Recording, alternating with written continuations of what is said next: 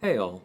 So, in my meta update video before the start of the season, one thing that I did that kind of surprised even myself was I promoted Nebula 2 full tiers from someone that I was keeping my eye on as being important all the way to tier 1, which remember I have defined as somebody where your war effort as a battle group is actively hindered if you do not have a copy of them available for attack.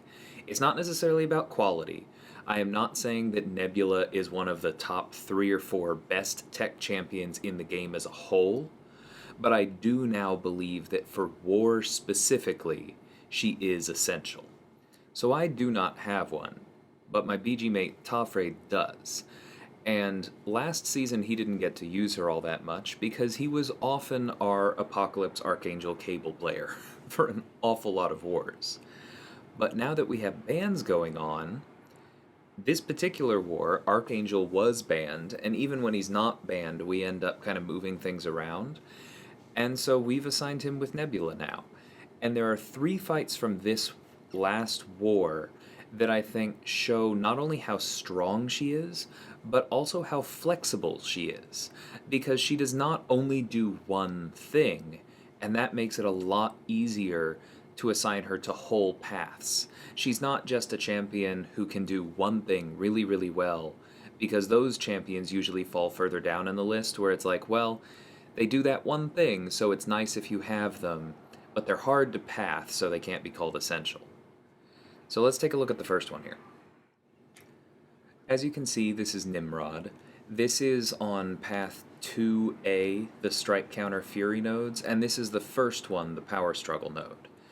Nimrod is a particularly good placement here because the way this node works is that you don't gain any power at all until he crosses a bar, and then you gain a bunch of power at once.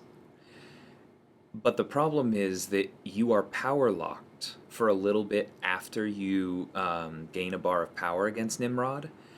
And so if he throws a special immediately, like he just did in this video, then you lose your power, regardless of any immunities. That bypasses things like Venom Pool being immune to power drain against tech champions. It bypasses Nebula's ability accuracy reduction. You're not getting around power struggle. And so he can easily build a ton of Furies and be an absolutely huge problem. But notice how he's not building any Furies. Tafre hasn't done anything to actually play around strike counter in the last 60 seconds. And there's no Furies because he's been holding on to more than 5 amp charges and Nimrod is a robot. Thus, he's completely shut him down. There was also no special lock to keep him from throwing that special 2 as soon as he had it. So once he parried, he pushed that special 2 and the fight was over and he never had to worry about Nimrod's special 2. Perfect counter.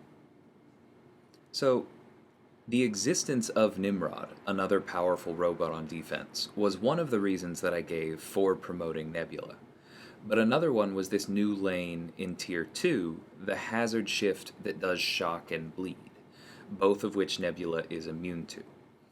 Now, Tafre can't play her against this Dragon Man the way he did against Nimrod, because if he parries Dragon Man to transfer those shocks, then Dragon Man is going to reflect all of that damage because of the One Eye Open node reflecting all damage while stunned.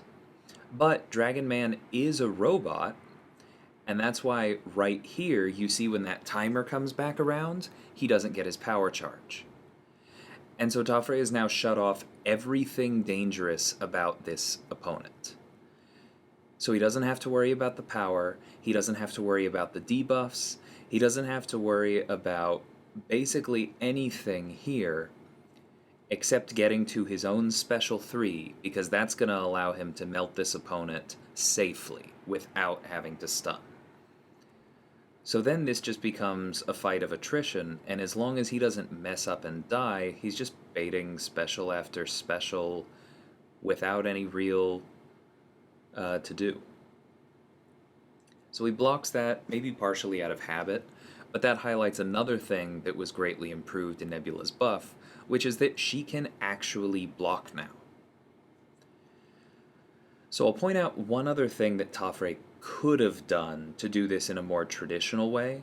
He could parry Dragon Man's specials, because the well-timed block transfers Nebula's shocks, and then he could have doubled them with the special too. But if he messed that up, and he was even a second late on the parry, then he would have eaten a full special from a dangerous defender who would now have been unblockable. And so as you can see, he can just do this instead, where he throws the special 3, he keeps all of his amp charges, starts inflicting shocks, and then can still double those with the special 2 at the end. He has no need to take that risk because Nebula's kit is flexible enough now to do it the safe way. And then we have this Domino. She's another good placement here because you really do not want to fight a Domino with Kingpin, who is another popular choice over here. Ghost is gone. As I talked about in one of my own recent war videos, you don't want to use somebody like Angela on Dragon Man. And so Nebula is just a fantastic counter to this particular lane. She can handle both of them. She won't go unlucky against Domino. She doesn't stop critical failure here, but that's not going to matter. Stopping unlucky means that she can actually dex all of Domino's specials. She has the class advantage. She's bleed immune if something goes wrong. She's going to be doing plenty of damage, and even if not all of the shocks make it across, she's going to have enough ability accuracy to close this out. So notice that Tafre is already up to 20. Here he makes a small mistake. He's lost his indestructible. Domino's at 2 bars. He could have pushed to the special 2 and just tried to close it out, but if he had guessed wrong on the power there and sent Domino red, he would have eaten a special 3 without the protection of an indestructible anymore. There's a good chance he would have survived and then healed it back up.